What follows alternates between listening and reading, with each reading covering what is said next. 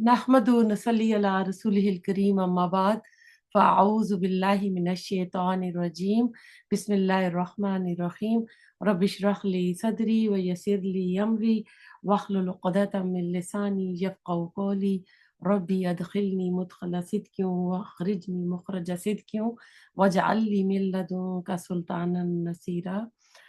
पारा नंबर 4 सूरतुन निसा और आयत नंबर 7 से करेंगे। लिर्रिजाले मर्दों के लिए नसीबों ने एक हिस्सा है, मिम्मा इसमें से जो तरका छोड़ जाएं, अलवालिदान वालदैन वलअक़रबून और कराबतदार करीबी रिश्तेदार, वलिन निसाए और औरतों के लिए नसीबुन एक हिस्सा है, मिम्मा इसमें से जो तरका छोड़ जाएं, अलवालिदान वालदैन वल अकरबून और कराबतदार, मिम्मा इसमें से जो कल्ला कलीलो मिनहु इस माल में से औ या कसरु कसुरा कसीर हो ज्यादा हो, नसीबन हिस्सा मफरूदा फर्ज किया गया। आप गौर करें कि यतीमों के हकूक हो रहे थे पिछली आयत में, उनके तहफ़्फ़ुज़ के बाद अल्लाह ताला इस कानून वरासत में, जिसमें मर्दों और औरतों दोनों के हकूक और इनके वालिदैन और इनके करीबी रिश्तेदारों के हिस्से अल्लाह ताला ने मुकर्रर किए हैं, इसलिए भी कि जो जोर आवर जो ताकतवर रिश्तेदार होते हैं वो वारसों को जायदाद से यानी रोक न लें और उनके ऊपर कब्जा ना कर लें। इस्लाम से पहले न सिर्फ अरब में बल्कि सारी दुनिया में ये हाल है कि यतीमों और औरतों का क्या जिक्र करें, तमाम कमजोर बुरसा जोर आवर वारसों के रे मुकर्रम पर थे। कुरान ने इस सूरत हाल की तरफ दूसरे मकाम में सूरतुल फजर में कहा, वतअकुलून तरास अकलल लम्मा, कि तुम जो माल खा जाते हो वारसों का ना, तो तुम अल्लाह ताला ने तमाम वारसों के हिस्से मुकर्रर कर दिए, मर्दों के भी और औरतों के भी।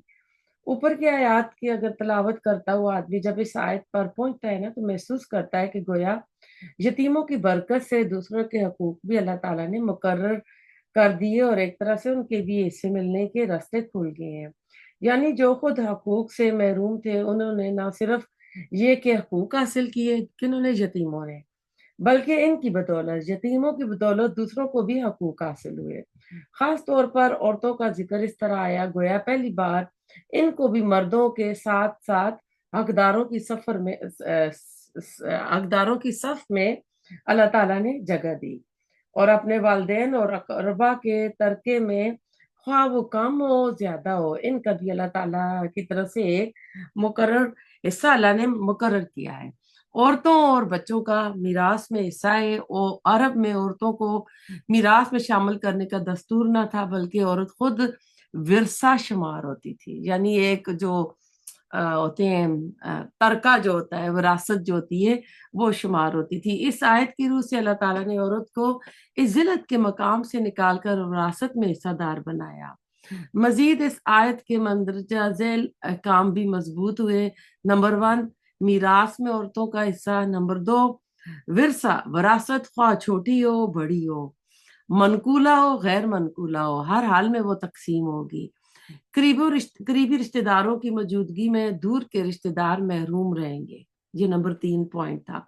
नंबर 4, इन करीबी रिश्तेदारों का हिस्सा भी मुकर्रर है, जिसकी तफसील इसी सूरत की आयत नंबर 11-12 में आएगी। 5वां पॉइंट, औरतों के अलावा छोटे लड़कों को भी विरासत से महरूम रखा जाता था और विरसा के मालिक सिर्फ वो बेटे समझे जाते थे जो दुश्मनों से लड़ने में और इंतकाम लेने के अहल हों। इस आयत की रूह से छोटे लड़कों को भी बराबर का हक दिलाया गया। इवन जो आपको पता है कि बच्चा पेट में होता है, जब मैंने विरासत पढ़ी थी, अगर औरत प्रेग्नेंट है, उसका हस्बैंड फोत हो गया है, तो 2 हिस्से जायदाद के रख दिए जाते हैं। उस जमाने में तो नहीं पता चलता था लड़की है लड़का है। फिर वो अगर लड़की पैदा होती तो एक हिस्सा मिलता, जो एक हिस्सा था वो फिर वारसों में तकसीम होता। अगर लड़का हो जाता तो 2 हिस्से जो रखे होते थे वो उस लड़के को दिए जाते थे। इससे क्या पता चलता है कि अल्लाह ताला ने एक वो बच्चा जो भी इस दुनिया में नहीं आया, अल्लाह ताला ने उसको भी हक दिया है। और इसमें मजीद हम देखते हैं कि इस कानून वरासत کی اس طرح بار بار تاکید ہوئی ہے، اور ساتھ یہ بھی آپ دیکھیں ہمارے معاشرے کے اندر اللہ تعالیٰ کے اس حکم کی کس طرح دھجیاں بکھرتی ہیں، خاص طور پر ہمارے شمالی علاقے میں۔ ویسے تو نماز روزے کا بڑا اہتمام ہے، لیکن وہاں کے لوگ بیٹیوں کو وراثت میں حصہ دینے کو کسی صورت میں تیار نہیں ہوتے، اور اپنا جو ادھر رواج ہے شمال کی طرف نا، ہمارے اس سائڈ پہ شمالی علاقوں میں، جیسے بیٹیوں کو ایک طرح سے حق مہر جو ہے باپ کی مد مقرر کر کے اپنے پاس رکھ لیتا ہے۔ تو اسے مقرر ہونے کے بعد قانونی اقدار تو وہی ہوں گے جو شریعت میں وارث قرار پائے۔ تو اب اگلی آیت میں ہم دیکھیں گے کہ اللہ تعالیٰ بتا رہے ہیں مزید آیت نمبر 8 میں، وَإِذَا اور جب حضرا حاضر ہوں، موجود ہوں، القسمت تقسیم کے وقت، اولو القربہ قرابت دار، والیتامہ اور یتیم، والمساکین اور مساکین، فرزقوہم تو تم دو انہیں، منہم اس مال میں سے، وقولو اور کہو، لہم ان سے، کولن بات معروفہ بھلی۔ تو اب اس میں اللہ تعالیٰ وارثوں کو خطاب کر کے اللہ ہدایت دے رہا ہے کہ اگر کسی کی وراثت تقسیم کرتے وقت کوئی قریبی رشتہ دار، وہ یتیم ہے، مسکین ہے، وہ موجود ہو، اور عموماً غریب رشتہ دار آ بھی جاتے ہیں، کیونکہ اسلام میں ہے کہ گھر کا جو فرنیچر، برتن، ہر چیز تقسیم ہوگی نا، تو عموماً اگر بیٹیاں بیٹے اپنے اپنے گھروں میں ہوتے ہیں تو وہ جو ایکسٹرا چیزیں ہوتی ہیں ان کی ضرورت نہیں ہوتی، تو وہ جو غریب رشتہ دار ہوتے ہیں وہ اس لیے بھی آ جاتے ہیں کہ ہمیں بھی کوئی گھر کا سامان، یا چلو کوئی نہ کچھ پیسہ، کچھ نہ کچھ چیز مل جائے گی۔ تو حالانکہ ان کا وراثت میں کوئی شرعی حق نہیں ہے، تو ہوتا کیا ہے کہ لوگ ان کو ڈانٹ ڈپٹ کرنا دے دیتے ہیں، ہم تو آگے آگے اتنے پریشان ہیں، اور اس سلسلے میں لڑائی جھگڑے بھی بہن بھائیوں میں بہت ہوتے ہیں۔ تو اللہ تعالیٰ کہہ رہے ہیں کہ ایسے لوگوں کو کچھ دے دلا کر ان کی دلداری کی کوشش کی جائے۔ فرمایا کہ یہ بات بھولنی نہیں چاہیے، جس طرح دوسروں کے بچے یتیم ہوئے اسی طرح ان کے بچے بھی یتیم ہو سکتے ہیں، یعنی جو انہیں ڈانٹ رہے ہیں نا۔ پھر سوچیں اگر یہ اپنے پیچھے یتیم چھوڑتے تو ان کے دل میں ان سے متعلق کیا کچھ اندیشی ہوتے۔ اس وجہ سے اللہ تعالیٰ سے ڈرنا چاہیے، اور اللہ تعالیٰ کہہ رہے کولم معروفہ، اور بھلی بات کرنی چاہیے کہ اس وقت وراثت تقسیم ہو رہی ہے، جو محتاج ہیں ان کے احساس محرومیت کا بھی مداوع ہونا چاہیے، اور ان کو بڑے اچھے انداز سے بات کرنی چاہیے، ان کو جھڑکنا نہیں چاہیے کہ تم تو اس انتظار میں بیٹھے تھے اور تم آ پہنچے ہوئے نا۔ تو ترکے کی تقسیم کے وقت اگر اس طرح کی بات ہو جائے تو احسان کا رویہ رکھے، تنگ دلی، تنگ ظرفی سے کام نہ لیں، اور اگر ایسا نہ کر سکو تو کم از کم انہیں نرمی سے جواب دے دو۔ مثلا یہ کہہ دو کہ یہ مال یتیموں کا، یا یہ کہ میت نے ایسی کوئی وصیت نہیں کی کہ آپ کو اس میں سے ہم کوئی حصہ دیں۔ تو بھلی بات کرنی چاہیے، اور یہ ہر صورت کرنی چاہیے۔ ویسے بھی نا ہم کو عام حالات میں بھی بات اچھی کرنی چاہیے۔ لوگوں کا کیا ہوتا ہے، وہ مجھے فلاں بات پہ غصہ آ گیا تھا اور میں غصے میں تھا، میں نے اسے ٹھیک طرح بات نہیں کی، کچھ کہیں گے او میں تو نیند سے ابھی ابھی جاگا تھا، مجھے تو سمجھ ہی نہیں آئی مجھے کس طریقے سے بات کرنی چاہیے۔ تو مومن جو ہوتا ہے نا وہ ہر وقت بھلی بات کرتا ہے، وہ اپنی ان چیزوں کے ساتھ نہیں چلتا کہ مجھے غصہ آ گیا تھا، میرے جو ہوش تھے وہ ٹھکانے نہیں تھے، میری تو ابھی آنکھ کھلی تھی۔ نہیں، ہر معاملے میں آپ خوش اخلاقی سے پیش آئے اور میٹھی بات کرے، یہ چیزیں انسان کے اعمال نامے میں رہ جاتی ہیں۔ وَلْيَخْشَا اور چاہیے کہ ڈرے، الذین وہ جو لو اگر ترکو وہ چھوڑ جائے، من خلفہم اپنے پیچھے سے، ذریتن اولاد، ضعفن کمزور، خافو وہ خوف کھائیں، علیہم ان پر، فلیتقو بس چاہیے کہ وہ ڈریں اللہ سے، ولیقولو اور چاہیے کہ وہ کہیں، کولن بات سدیدہ درست۔ تو اب اللہ تعالیٰ اس میں مزید فرما رہے ہیں کہ تقسیم کے وقت جو قرابت دار، مسکین، اس طرح کے لوگ آ جاتے ہیں تو ان کے ساتھ دلداری کریں، ان کا خیال رکھیں نا۔ تو اللہ تعالیٰ مزید کہہ رہے ہیں کہ اگر تم اس حال میں مر جاؤ کہ پیچھے چھوٹی چھوٹی اولاد چھوڑ جاؤ، اور تمہیں یہ ضرور خیال آئے گا کہ میرے بعد ان بچوں سے بہتر سلوک ہو، اور عموماً یتیم معاشرے کا کمزور طبقہ ہے، اور اللہ تعالیٰ جب بھی عورت کی بات کرتا ہے تو یتیموں کے ساتھ ہی کرتا ہے کہ عورت کو بھی معاشرے میں وہ مقام، وہ عزت نہیں ملتی، تو اللہ تعالیٰ دونوں کا ساتھ ساتھ ذکر کرتا ہے۔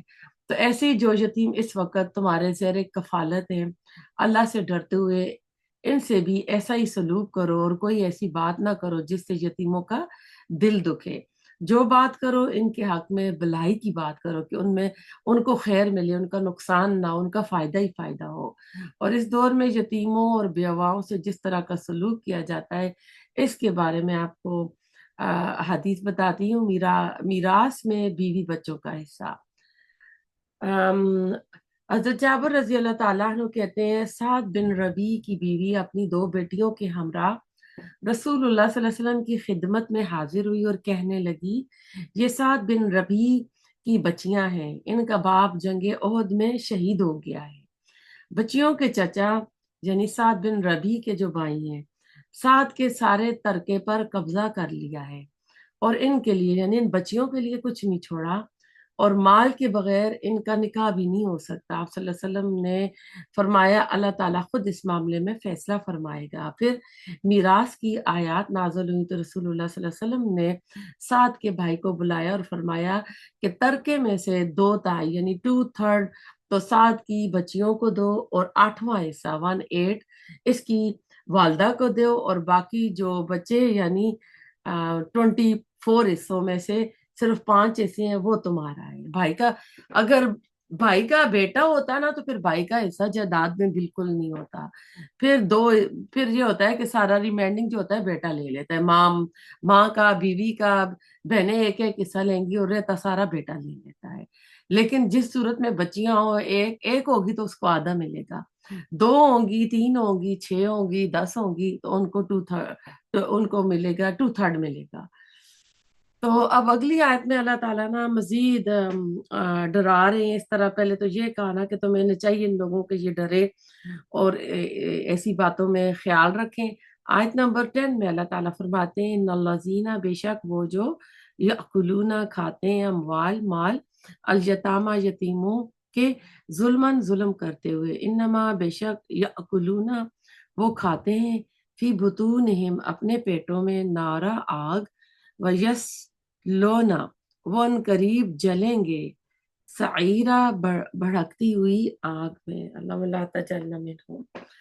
تو اللہ تعالیٰ کہہ رہے ہیں کہ ایک طرح سے دیکھیں کہ آخر میں نا اللہ تعالیٰ تنبیہ فرما رہے ہیں، خبرداری کا انداز ہے کہ جو لوگ ظلم اور حق تلفی کی راہ سے اپنے پیٹوں میں یتیم کے مال بھر رہے ہیں وہ انجام کار کے اعتبار سے اپنے پیٹوں میں آگ بھر رہے ہیں اور آخرت میں وہ اس آگ لیے ہوئے دوزخ کی بھڑکتی ہوئی آگ میں پڑیں گے.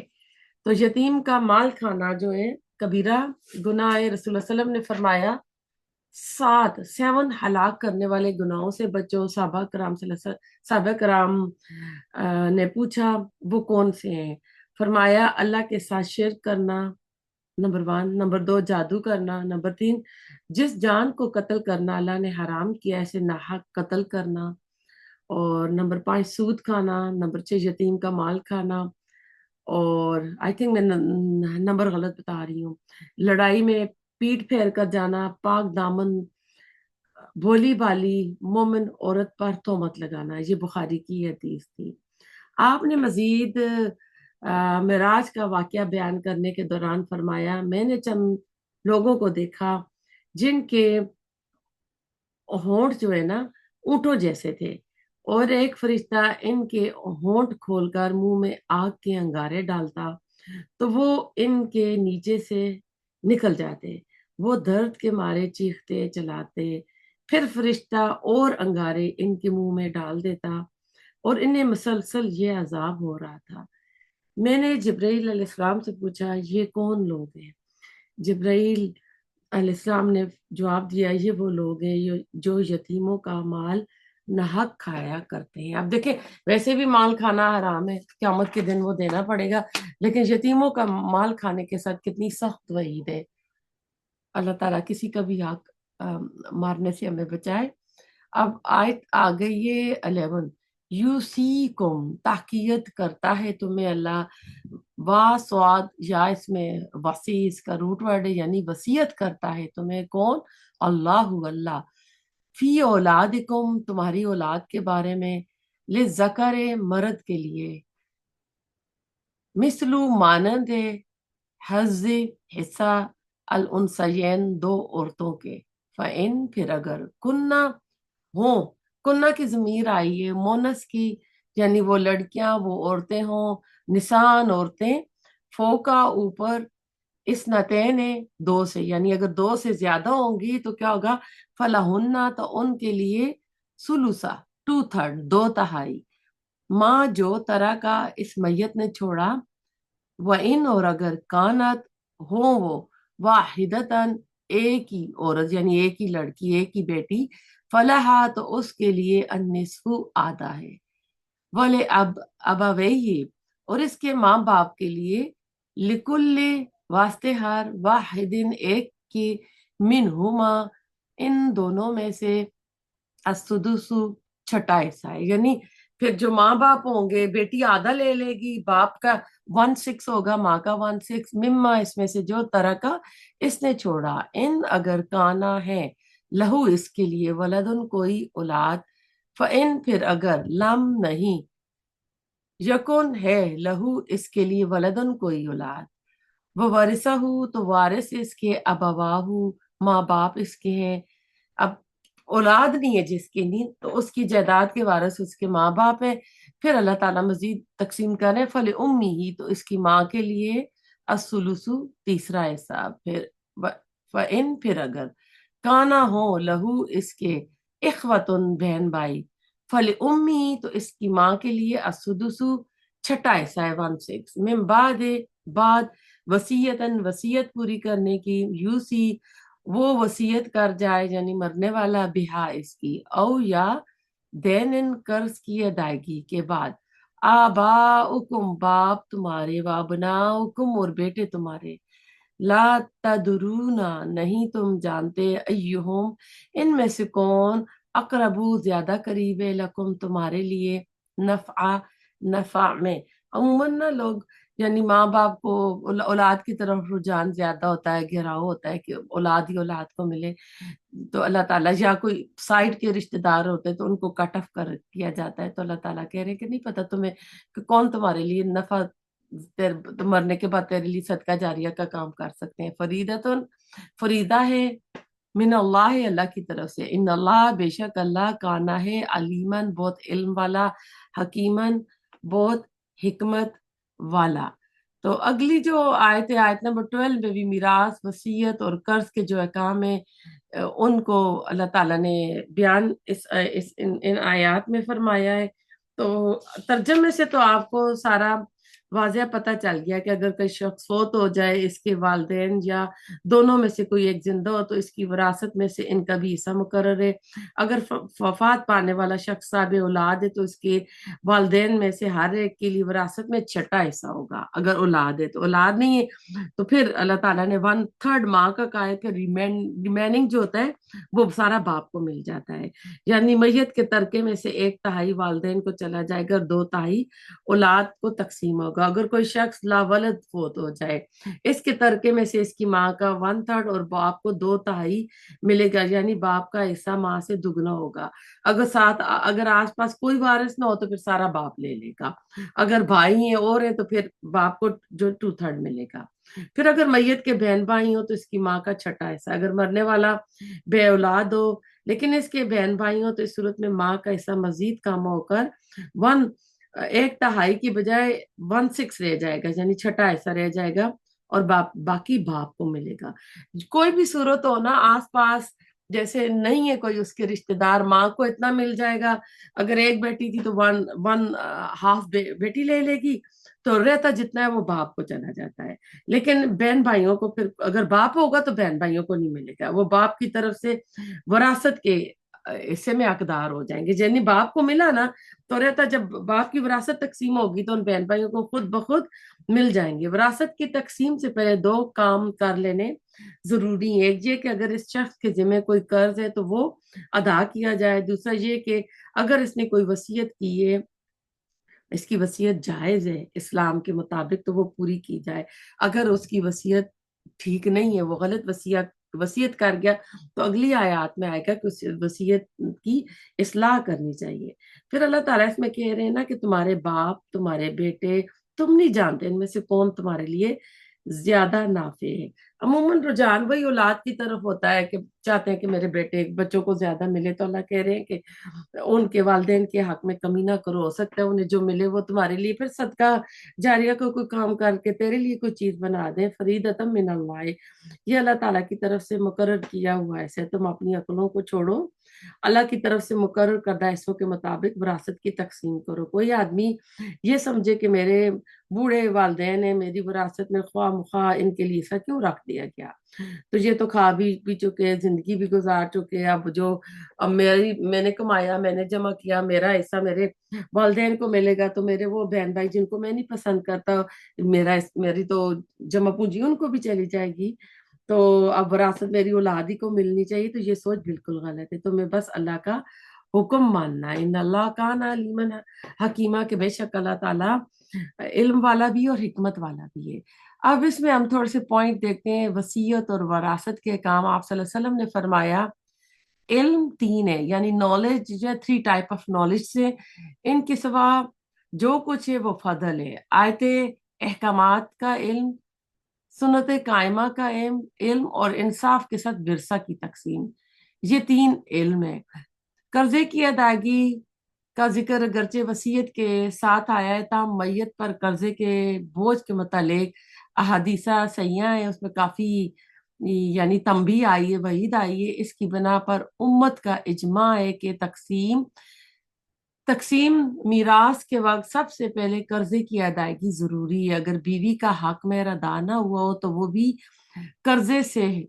بھی قرضہ ہوگا اس کے اوپر۔ اگر میت پر حج فرض ہو چکا تھا مگر کسی وجہ سے نہ کر پایا یا اس نے منت مانی، تو اس قسم کے اخراجات تقسیم میراث اور وصیت پر عمل سے پہلے نکالے جائیں گے۔ وصیت کے احکام کے بارے میں، یعنی وصیت لکھ کے رکھنی چاہیے۔ آپ صلی اللہ علیہ وسلم نے فرمایا اگر کوئی شخص وصیت کرنا چاہتا ہو تو اسے 2 راتیں بھی اس حال میں نہیں گزارنی چاہیے کہ وصیت اس کے پاس لکھی ہوئی موجود نہ ہو۔ یہ مسلم کی حدیث تھی۔ وصیت کی آخری حد 1/3 ہے، یعنی اگر کوئی بندہ بہت مالدار ہے تو ساری آدھی جائیداد کی وصیت نہیں کر سکتا کہ میرے مرنے کے بعد فلاں چیریٹی کو میری آدھی جائیداد دے دو، پوری دے دو۔ اگر وہ وصیت کرے گا تو اونلی 1/3 کی وصیت کرے گا۔ وارث کے حق میں وصیت جائز نہیں ہے، اسی طرح وہ کسی وارث کے حق میں وہ وصیت نہیں کرے گا، کیونکہ اس کو تو اللہ تعالیٰ نے ایسے مقرر کر دی ہیں۔ آپ صلی اللہ علیہ وسلم نے خطبہ حجۃ الوداع کے دوران فرمایا اللہ عز و جل نے ہر صاحب حق کا حق مقرر کر دیا، لہذا اب وارث کے حق میں وصیت جائز نہیں ہے۔ لا وصیت للوارث، یہ ترمذی کی حدیث تھی۔ اسی طرح وصیت کی آخری حد جو ہے 1/3 مال سے زیادہ نہیں ہونی چاہیے۔ سعد بن ابی وقاص رضی اللہ تعالیٰ عنہ فرماتے ہیں کہ میں مکہ میں بیمار ہوا اور مرنے کے قریب ہو گیا۔ نبی صلی اللہ علیہ وسلم میری عیادت کو تشریف لائے، میں نے کہا یا رسول اللہ میرے پاس مال بہت ہے اور ایک بیٹی کے سوا میرا کوئی وارث نہیں، کیا میں اپنا مال اللہ کی راہ میں دے دوں سارا؟ آپ صلی اللہ علیہ وسلم نے فرمایا نہیں۔ پھر میں نے کہا 2/3 دے دوں؟ آپ صلی اللہ علیہ وسلم نے فرمایا نہیں۔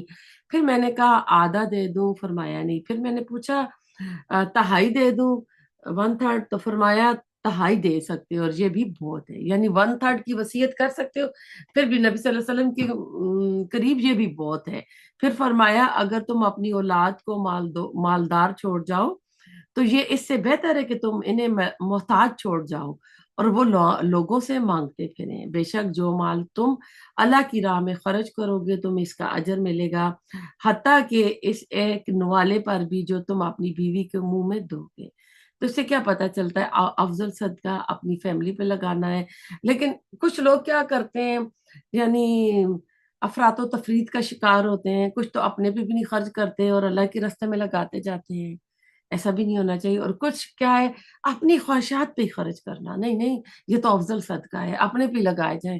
لوگ مانگ رہے ہیں، غریب آس پاس ہیں، ان حقداروں کو ان کا حق نہیں دیا جا رہا، صدقہ نہیں دیا جا رہا، تو یہ بھی بات غلط ہے کہ پھر اس سے نا اس کے پوچھا جائے گا کہ تیرے پاس اتنا تھا اور تو پھر بھی یہ لگا رہا تھا، یہ تو اپنی خواہش نفس پہ خرچ کر رہا تھا۔ اگر وہ لوگوں پہ بھی خرچ کر رہا ہے، اپنی خواہشات پہ بھی کر رہا ہے، تو پھر اچھی بات ہے۔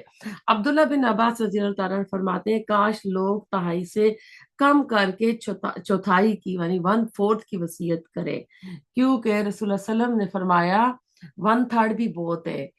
और वकी की रवायत में कसीर और कबीर की भी अल्फाज आए हैं।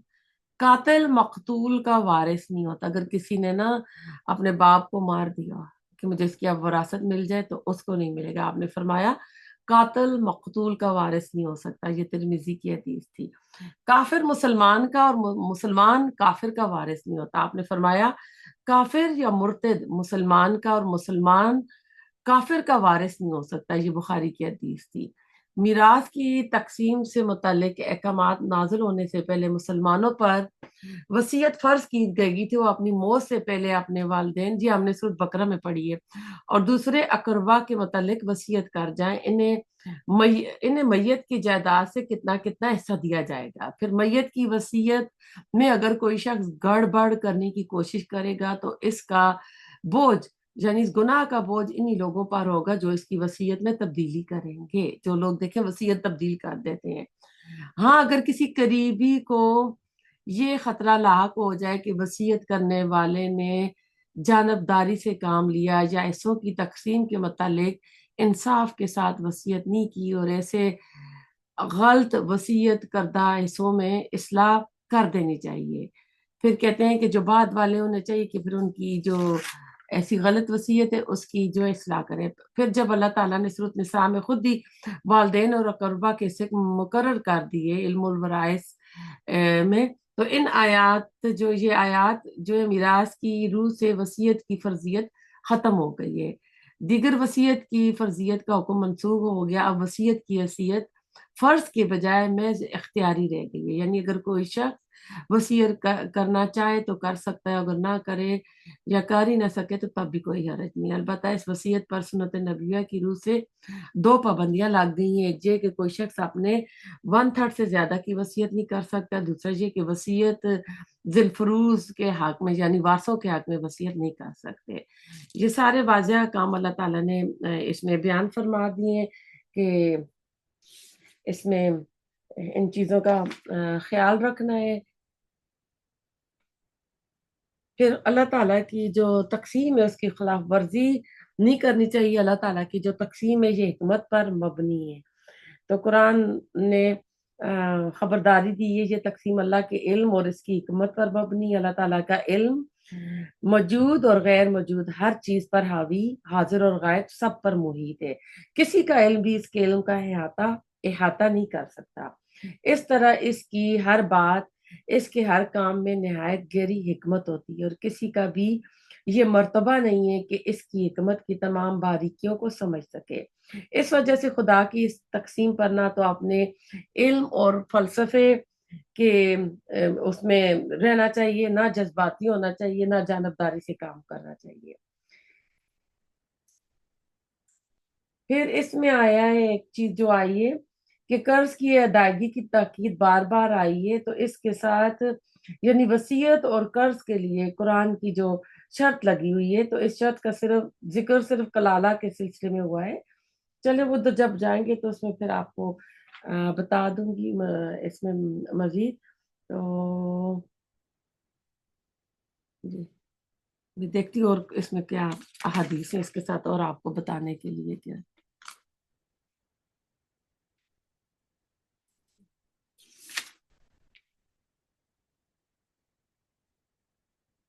अगर आपके कुछ सवाल ज़हन में बन रहे हैं तो आप अपने पास लिख लें।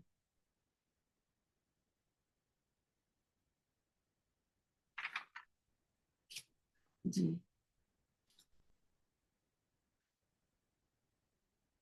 तो सबसे पहले औलाद के हिस्सों का जिक्र किया गया। लड़के का हिस्सा लड़की से दुगना होगा। ये इसलिए कि इस्लाम ने माशी जिम्मेदारियों का बोझ मर्द पर डाला और औरत को अल्लाह ताला ने इससे फारग किया। जब मर्द कमाने के काबिल नहीं रहता, मसलन बाप दादा वगैरह, तो इसका हिस्सा औरत यानी माँ और दादी वगैरह के बराबर होता है। अगर औलाद में सिर्फ लड़कियां हैं तो एक लड़की है तो उसे तरके में आधा मिलेगा। दो या दो से ज्यादा है तो फिर टू थर्ड मिलेगा।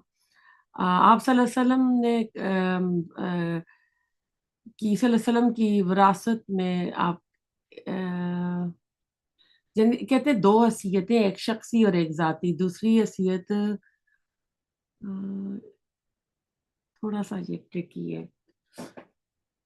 ایک حدیث آپ کو بتاتی ہیں. عمر بن حارث کہتے ہیں رسول اللہ صلی اللہ علیہ وسلم نے کوئی دینار بطور ترکہ چھوڑا اور نہ درہم چھوڑا، نہ کوئی غلام نہ کوئی لونڈی، صرف ایک سفید خچر چھوڑا جس پر آپ سواری کرتے تھے، یا کچھ جنگی ہتھیار تھے جو زمین تھی وہ آپ مسافروں کے لیے صدقہ کر گئے تھے.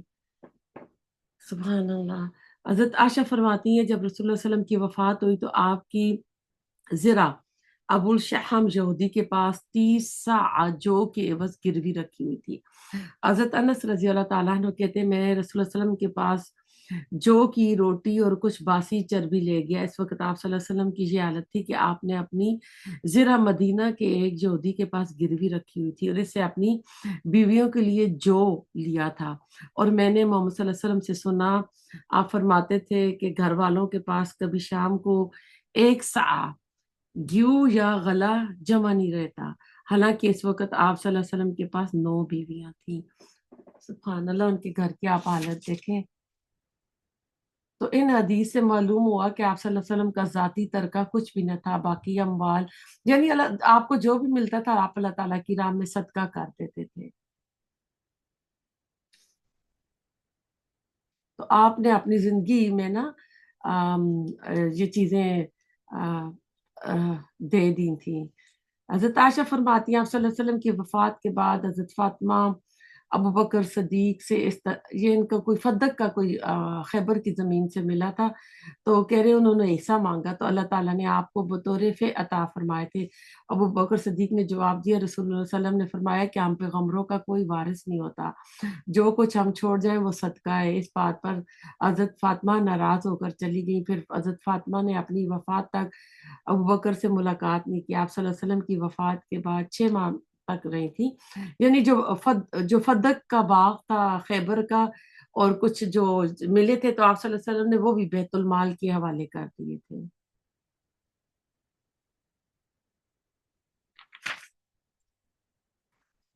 آئی تھنک میں ایک اور آیت کروا دیتی ہوں، ٹائم ہے. وَلَكُمْ اور تمہارے لیے نصف آدھا ہے ماں جو طرح کا جو چھوڑا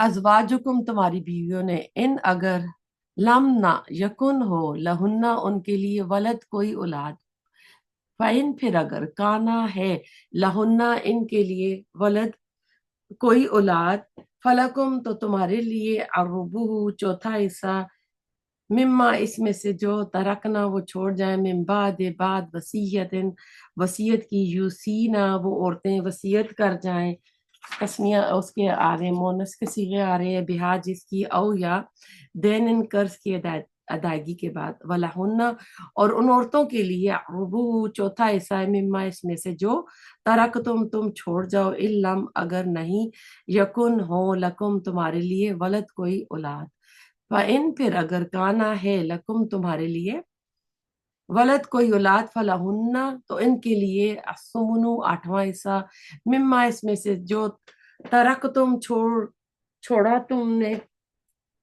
من بعد وصیت وصیت کے، تو سونا تم وصیت کر جاؤ، بہا جس کی، او یا دین ان قرض کی، و ان اور اگر کانا ہے رجلن کوئی مرد، یو رسو جس کی میراث لی جا رہی ہو، کلالتن کلالہ، او یا امراتن کوئی عورت، بلہو اور اس کے لیے ہو، اخن ایک بھائی، او یا اختن ایک بہن، فلکل تو واسطے واحدن ہر ایک کے، منہما ان دونوں میں سے، السدس چھٹا حصہ ہے.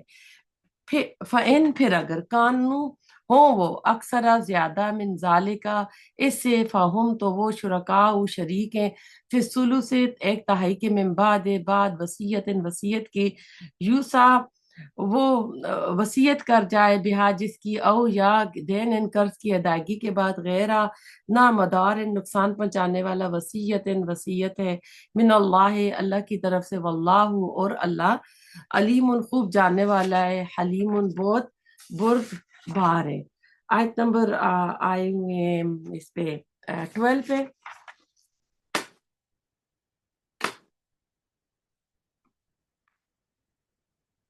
تو اب اس صورت میں اس میں اللہ تعالیٰ نے مزید حصوں کو بتایا ہے کہ بیوی فوت ہو گئی اور اس کی کوئی اولاد نہیں ہے تو جو وہ چھوڑ گئی ہے اس میں سے آدھا شوہر کو ملے گا، اور باقی جو نصف ہے وہ مرحومہ کے جو والدین ہیں، بہن بھائی ہیں، جو بھی ان میں تقسیم ہوگا۔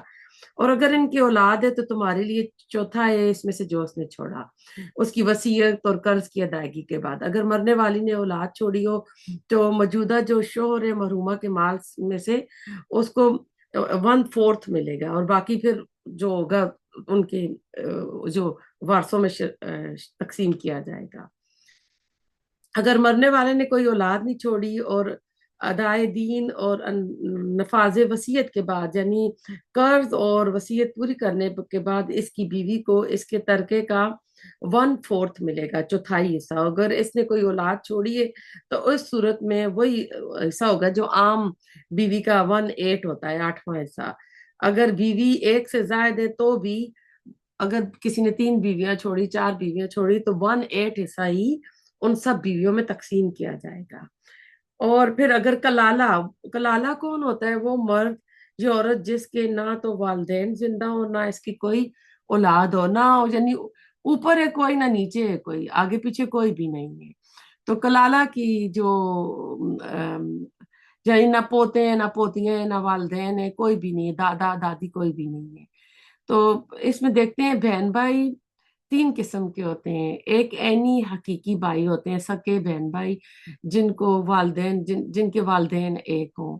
پھر ایک ہوتے ہیں الاتی یا ستیلے بہن بھائی جن کی مائیں الگ اور باپ ایک ہو، اس کو فادر یا فادر سسٹر فرام فادر ایسے بول دیتے ہیں۔ ایک خیافی، ایسے ستیلے بہن بھائی جن کی ماں ایک ہو اور باپ الگ الگ ہو، یعنی sister and brother from mother. اس آیت میں جن بھائیوں کا ذکر ہے وہ بلا اتفاق ماں کی طرف سے بھائیوں کا ہے، یعنی جو ماں کی طرف سے ہیں ان کے اللہ تعالیٰ نے اسے مقرر کیے ہوئے ہیں۔ یہاں اسی سورہ کی آیت نمبر 176 میں دوسرے بہن بھائیوں کا ذکر آئے گا۔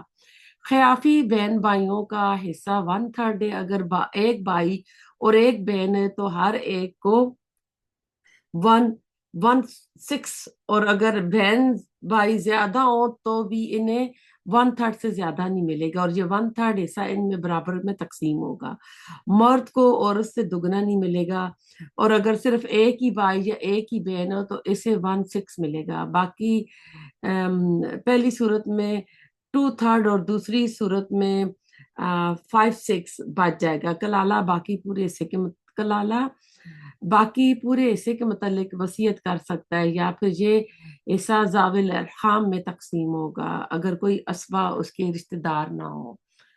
تو وصیت کے ذریعے نقصان پہنچانے کی کوشش نہیں کرنی چاہیے۔ وصیت میں میت جو نقصان پہنچا سکتا ہے، اندازے سے زیادہ وصیت کر جائے، یہ تہائی سے بھی زیادہ ہو، یا جان بوجھ کر کوئی ایسا کرے تو اس سے وارثوں کو نقصان پہنچ سکتا ہے۔ ایسی وصیت کی اصلاح کر دینی چاہیے تاکہ ورثہ کا نقصان نہ ہو۔ اسی طرح میت مرتے وقت کسی فرضی قسم کے قرضے کا اقرار کر جائے تو وہ قرض لینے والے کو ممنوع اور ورثہ کو نقصان پہنچا سکتا ہے، تاکہ محروم بھی کر سکتا ہے۔ اس لیے آخر میں اللہ تعالیٰ نے فرمایا کہ وہ سب کچھ جاننے والا ہے، حلیم ہے، اس لحاظ سے اس نے ان قوانین کے مقرر کرنے میں سختی نہیں کی بلکہ ان کی زیادہ سے زیادہ سہولت کا خیال رکھا ہے۔